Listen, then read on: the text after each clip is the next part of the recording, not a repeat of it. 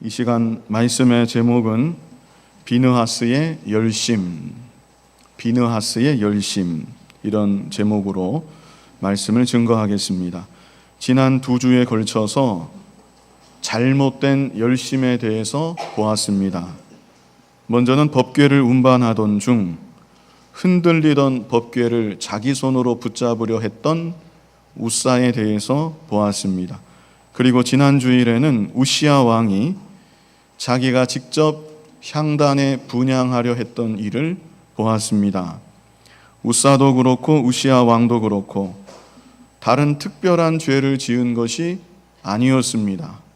다만 두 사람에게는 다른 사람들에게는 없었던 특별한 열심이 있었는데 그 열심이 하나님의 마음과 합한 열심이 아니었기 때문에 하나님께서 그 열심을 기뻐하지 아니하시고 그래서 자기 자신들에게도 전혀 유익이 되지 않았던 것입니다.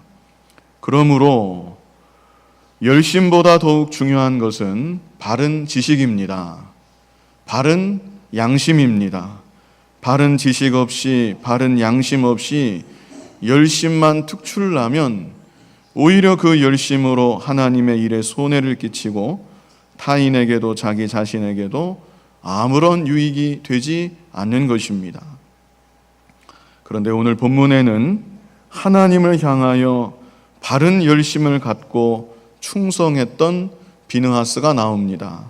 이 시간 비느하스의 모습을 통해서 교훈을 받고 저와 여러분도 하나님 마음에 합한 바른 열심을 가지고 하나님께 충성하는 믿음의 일꾼들이 다 되어야 하겠습니다. 먼저 볼 것은 이스라엘의 음행과 우상 숭배입니다. 우리 본문 1절을 같이 한번 읽어보겠습니다. 이스라엘이 시딤에 머물러 있더니 그 백성이 모압 여자들과 음행하기를 시작하니라. 지금 이스라엘 백성들이 시딤에 머물러 있습니다. 이 시딤이라는 곳은 모압 평지에 위치하고 있는데요, 가나안 땅이 바로 눈앞에 바라다 보이는 곳입니다. 이제 이스라엘 백성들은 광야 생활을 거의 다 마치고 모압 평지 시딤에다가 마지막 진을 치고 가나안 땅 진입을 위한 만반의 준비를 하고 있었던 것입니다. 그런데 이런 중요한 순간에 이스라엘 남자들 중 적지 않은 수가 그 인근의 모압 여인들과 음행하는 죄를 짓고 말았습니다. 2절로 3절도 같이 한번 읽어보겠습니다. 그 여자들이 그 신들에게 제사할 때에 백성을 청하매 백성이 먹고 그들의 신들에게 절함으로 이스라엘이 바알보올에게 부속된지라 여호와께서 이스라엘에게 진노하시니라. 음행하는 죄만 지은 것이 아니지요. 여기 2절로 3절 읽은 것처럼 음행하던 여인들과 함께 바알보올 우상을 섬기는 우상 숭배의 죄도 범했습니다. 그래서 그 결과 3절 끝에 있는 대로 여호와께서 이스라엘에게 진노하시니라. 하나님께서 가장 미워하시는 죄, 그 첫째가 우상 숭배하는 죄입니다. 그리고 두 번째는 음행하는 죄입니다. 그런데 이스라엘 백성들이 시딤에 머물러 있는 동안 이 두 가지 죄를 동시에 지었던 것입니다. 사실 이 사건의 배경에는 모압 왕 발락의 술책이 있었습니다. 모압 왕 발락은 이스라엘 백성들이 모압 평지 시딤에 진을 치고 있는 모습을 보고 지레 겁을 먹었습니다. 만약 저들이 우리에게 쳐들어온다면 큰일이 나겠구나. 사실 이스라엘 백성들에게는 그럴 마음이 조금도 없었습니다. 그저 잠시 그곳에 머물다가 이제 가나안 땅에 진입하려던 참이었습니다. 그러나 모압 왕 발락은 괜한 걱정을 스스로 하고 두려워하며 염려하게 되었던 것입니다. 그래서 급기야 어떻게 했는가? 당대 유명한 선지자 발람이라고 하는 사람이 있었는데, 발람을 돈으로 매수해서 이스라엘을 향해 저주를 해달라고 부탁을 합니다. 그러나 발람 선지자가 그래도 명색이 선지자인데 한 번에 돈으로 그렇게 매수가 되지 않았습니다. 그래서 그 다음번에는 발락 왕이 모압 나라의 높은 귀족들을 발람의 집으로 보냅니다. 발람을 더욱 높여주는 것이죠. 그리고 조건을 제시하기를, 우리와 함께 가서 이스라엘을 향해 저주만 해주면 왕께서 당신을 크게 높여서 존귀하게 만들어주고 당신이 원하는 것은 무엇이든지 다 들어주실 것입니다.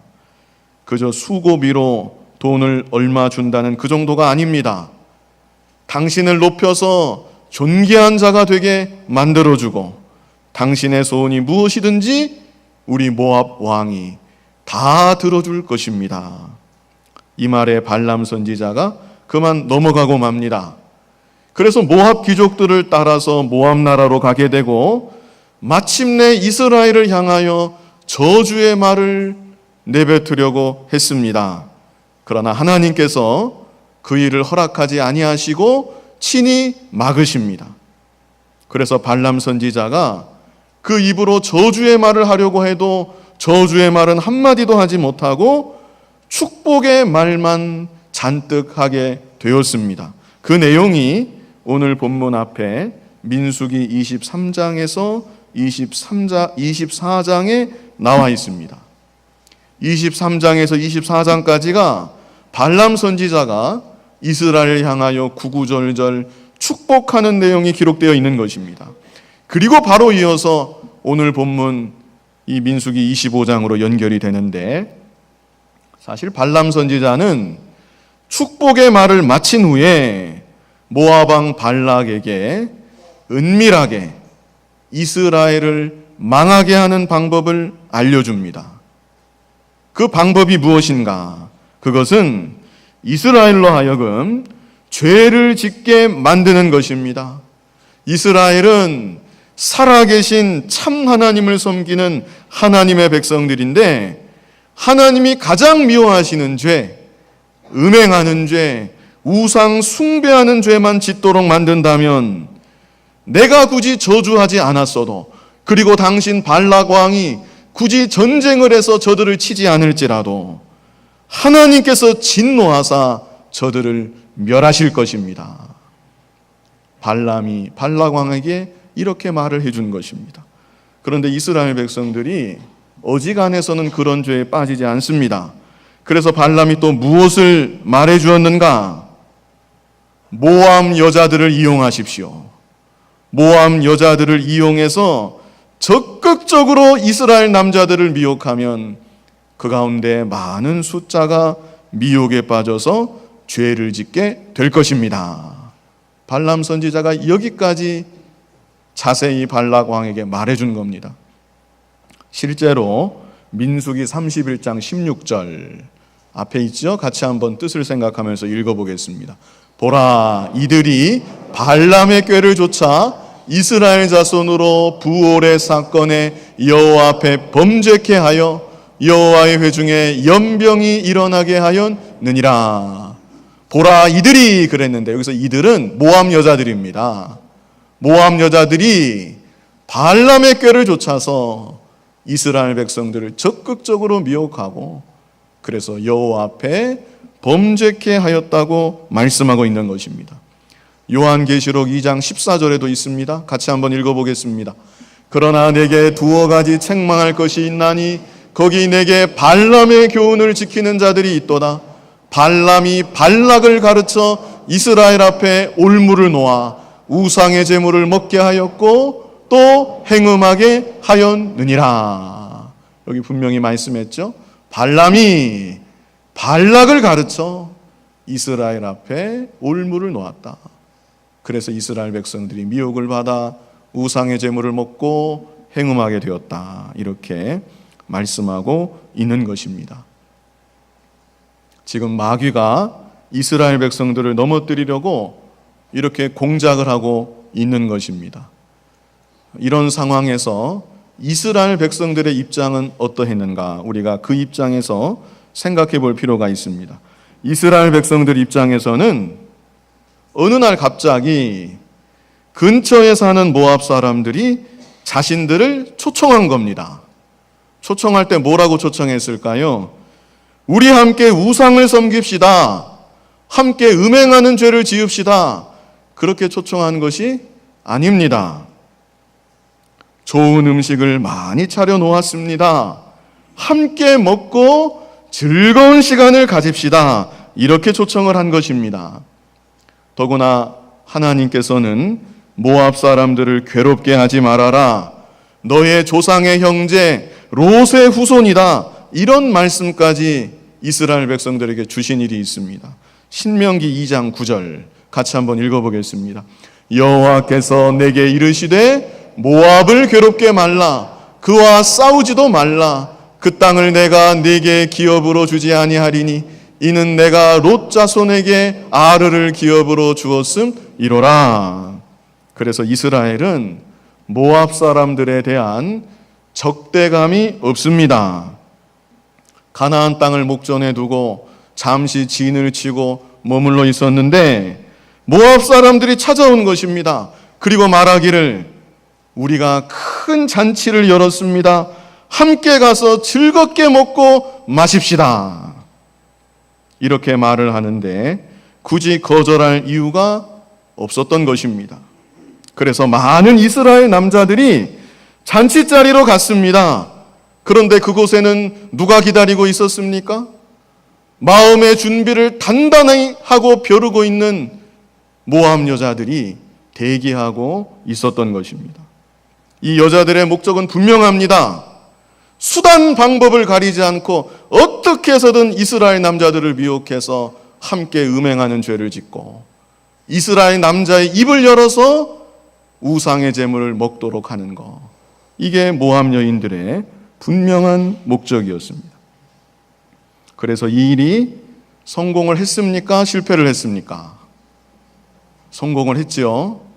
너무나 안타까운 것은 이스라엘 남자들이 너무나 쉽게, 너무나 신속하게 여인들의 미혹에 빠졌다는 사실입니다.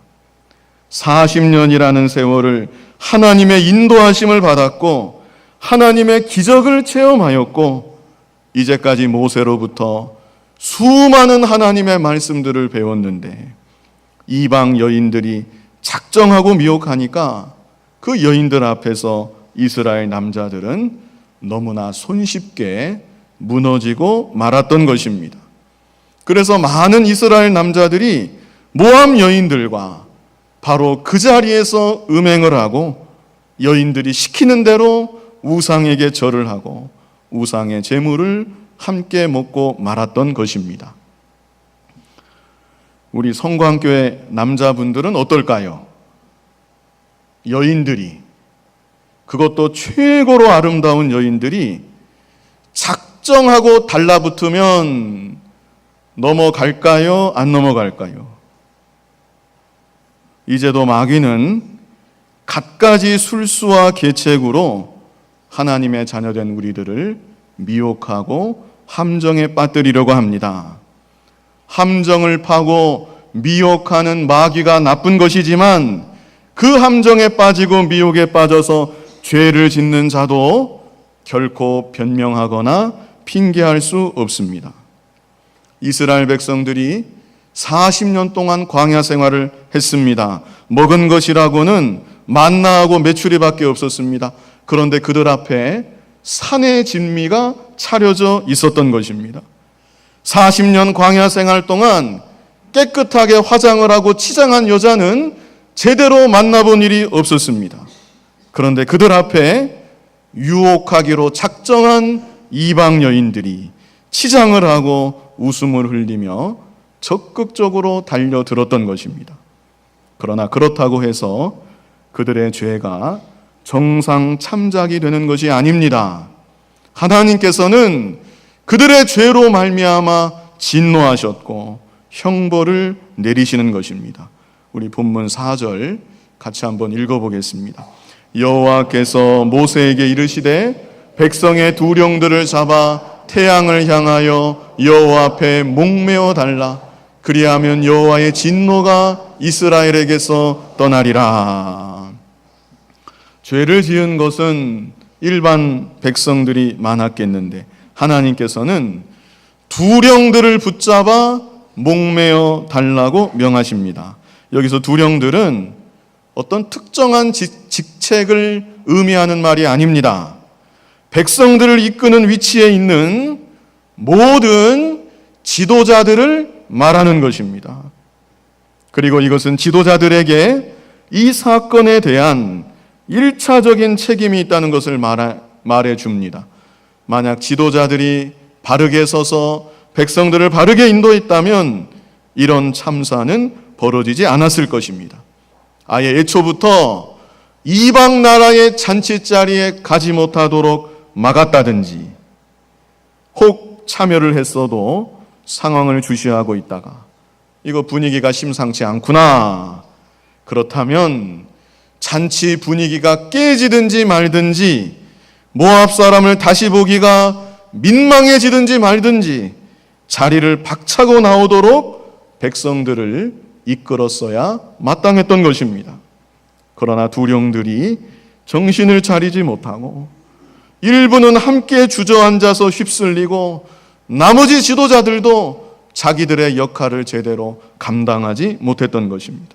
그래서 하나님께서는 이스라엘의 지도자들을 모두 잡아서 죽이라고 명령을 내리신 것입니다.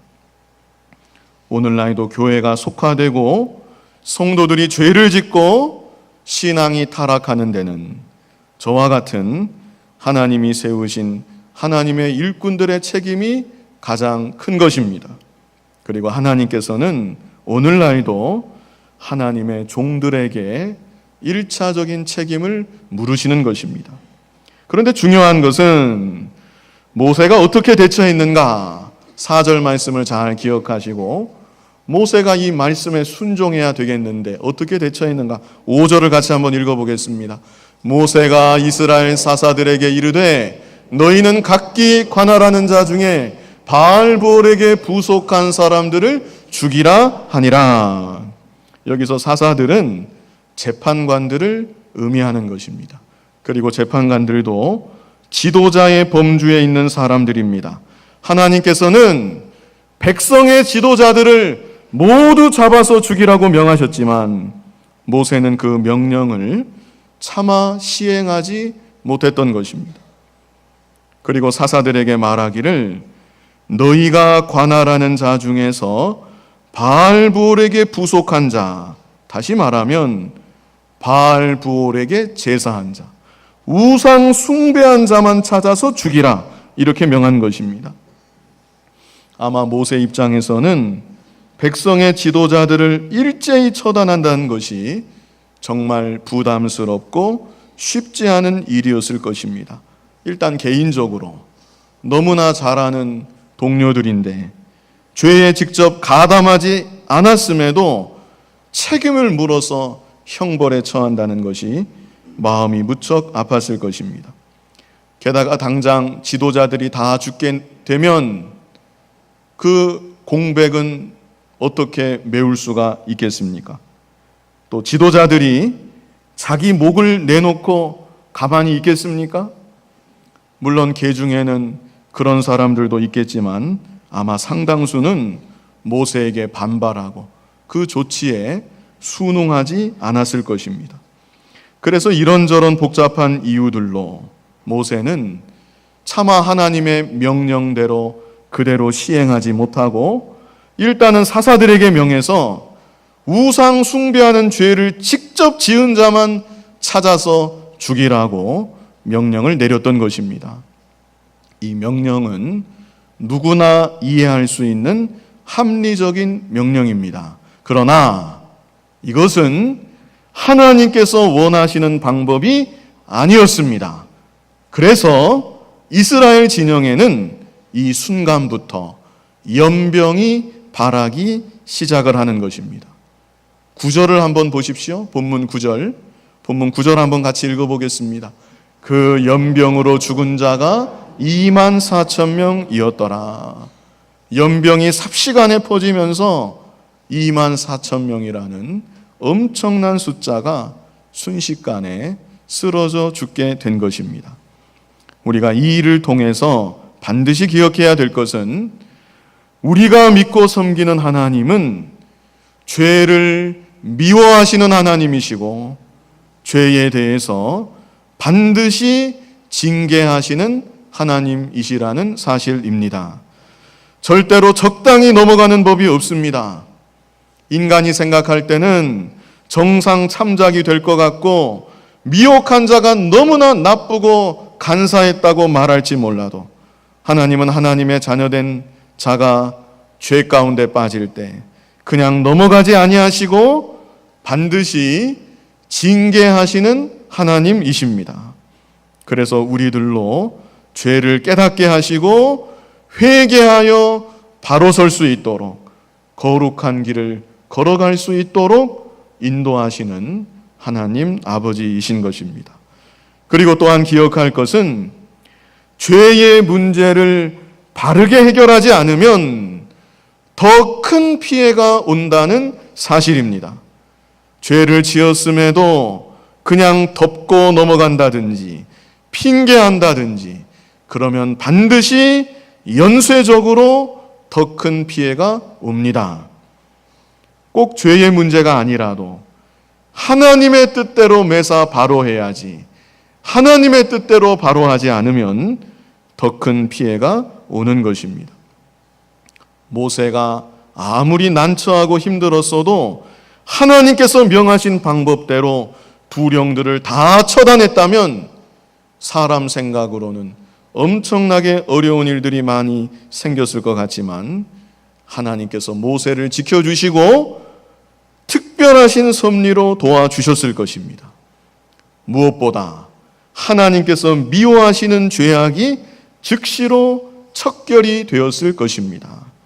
그러나 모세가 순종하지 않으므로 죄의 문제도 해결이 되지 않았고 그리고 이스라엘 진영에는 연병이라는 큰 재앙이 임하고 말았던 것입니다.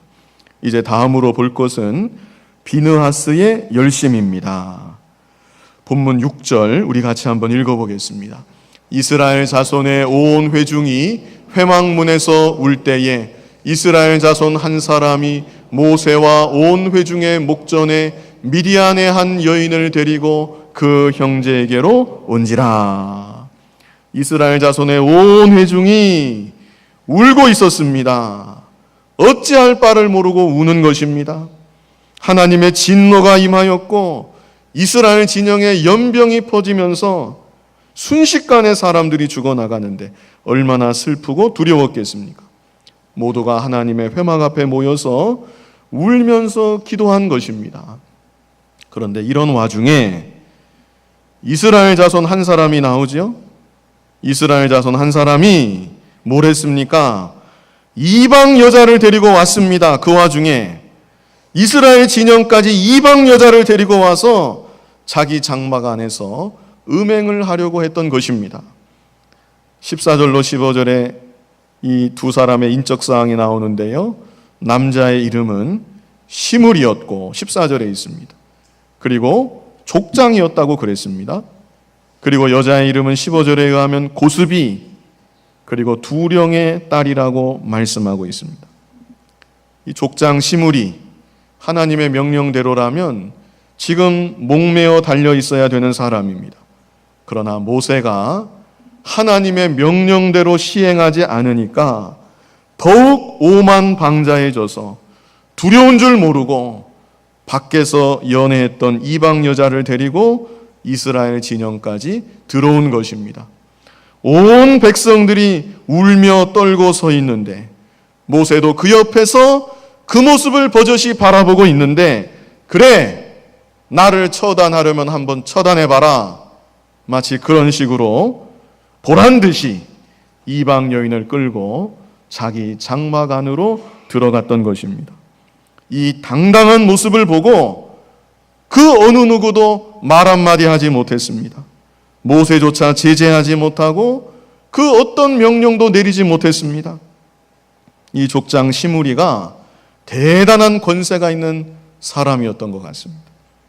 지금 이스라엘의 이런 모습은 이스라엘이 통제불능 상태에 빠져 있다는 것을 알려줍니다. 한쪽에서는 연병이 계속 퍼지면서 사람들이 계속해서 죽어나갑니다. 그런데 이렇게 또 한쪽에서는 너무나도 당당하게, 더욱 담대하게, 강팍하게 여전히 음행하는 죄를 짓고 있는 것입니다.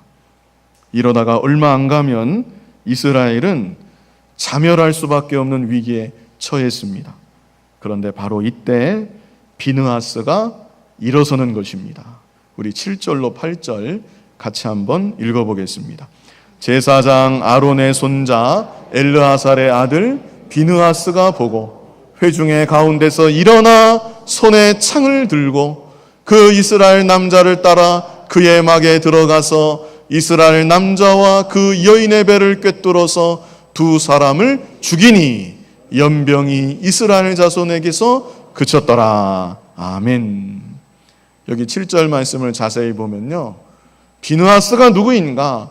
비느하스가 제사장이 아닙니다. 그렇죠? 제사장의 아들도 아닙니다. 비느하스가 누굽니까? 제사장의 손자입니다. 모세도 어찌하지 못하고 이스라엘의 모든 어른들이 아무도 나서지 못하고 있는 이때에 제사장의 손자 비느하스가 담대하게 일어난 것입니다. 그리고 손에 창을 들고 이 시므리 족장, 담대하고 당당하고 뻔뻔한 시므리 족장, 그리고 그 이방 여인 장막 안으로 들어가서 그 두 사람을 한 창에 찔러서 죽였습니다. 그리고 그러자 연병이 그쳤습니다. 이제 마지막으로 10절로 13절에 하나님께서 말씀하십니다. 우리 10절로 13절 뜻을 생각하면서 쭉 같이 읽겠습니다. 여호와께서 모세에게 일러 가라사대 제사장 아론의 손자 엘르아살의 아들 비느하스가 나의 질투심으로 질투하여 이스라엘 자손 중에서 나의 노를 돌이켜서 나의 질투심으로 그들을 진멸하지 않게 하였도다. 그러므로 말하라. 내가 그에게 나의 평화의 언약을 주리니 그와 그 후손에게 영원한 제사장 직분의 언약이라. 그가 그 하나님을 위하여 질투하여 이스라엘 자손을 속죄하였음이니라. 아멘. 지금 10절로 13절을 같이 읽었는데요, 유독 많이 나오는 단어가 있습니다. 질투라는 말이 많이 나오죠.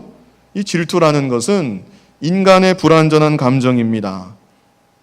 그러나 하나님의 질투는 하나님의 불완전한 감정을 말하는 것이 아닙니다. 하나님은 완전하신 하나님이십니다.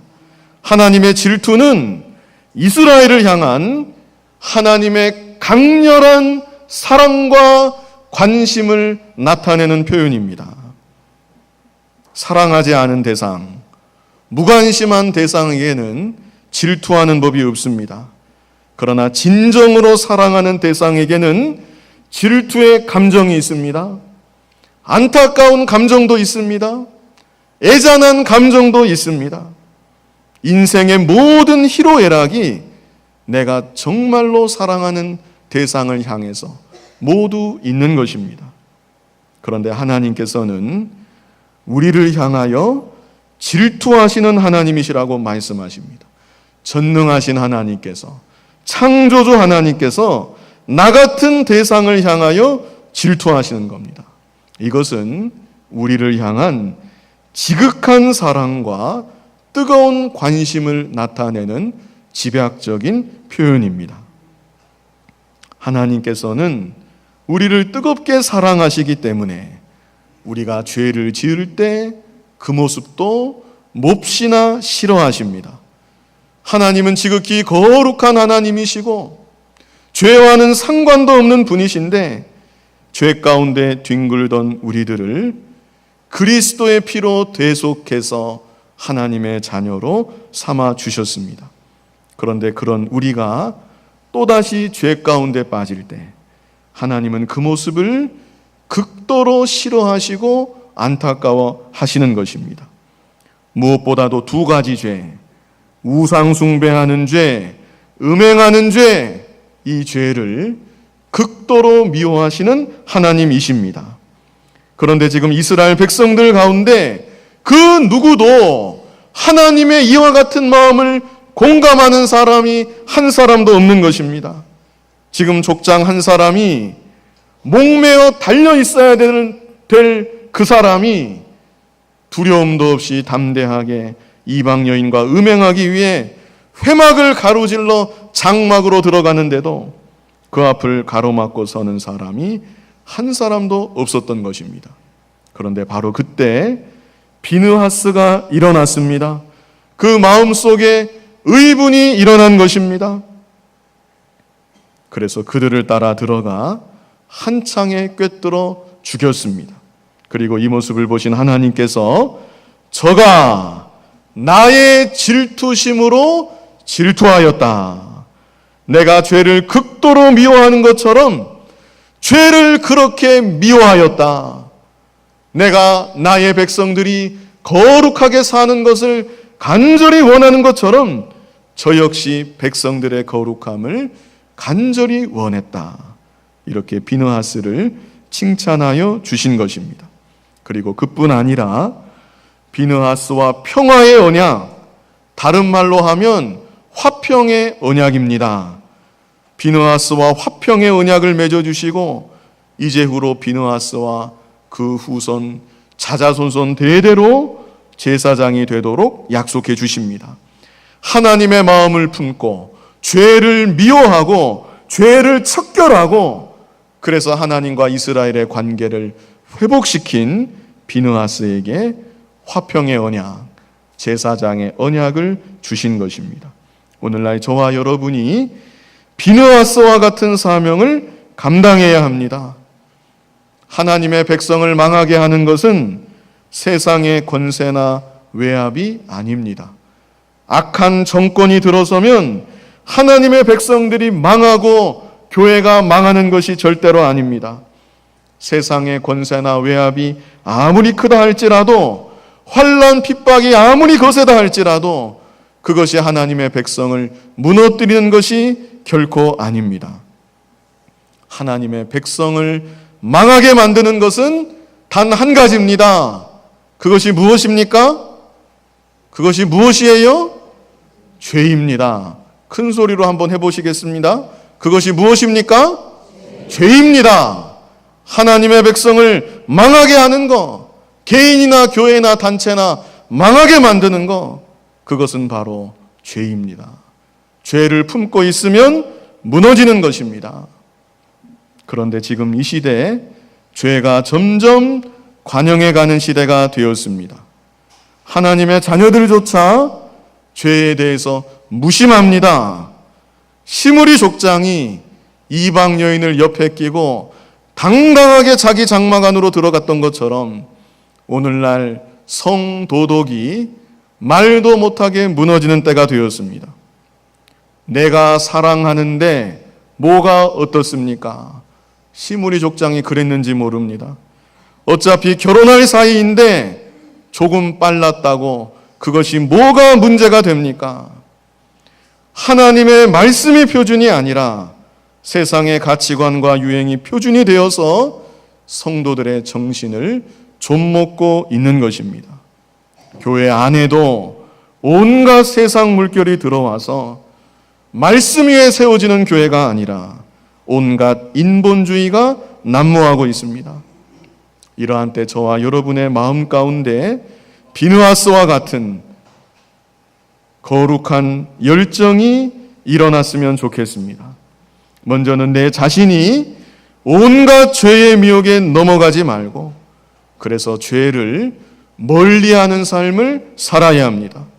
그리고 죄악으로 점점 관영해져가는 이 세상을 하나님의 마음으로 바라보고 그래서 죄를 극도로 미워할 뿐 아니라 죄 가운데 신음하고 죽어가는 영혼들을 하나님께로 인도하는 사명을 감당할 수 있는 저와 여러분이 그리고 우리 교회가 될 수 있기를 간절히 바랍니다. 거룩하신 아버지 하나님, 죄를 미워하시는 아버지의 마음을 담는 우리들이 되게 하여 주시옵소서. 이 세상 살아가는 동안 내 자신이 죄를 멀리하고 죄를 떠나고 그뿐 아니라 죄악이 점점 관영하는 이 세상을 안타까운 마음으로 슬픈 마음으로 바라다 볼 수 있는 우리들이 되게 하여 주시옵소서. 예수님 이름으로 기도하옵나이다. 아멘.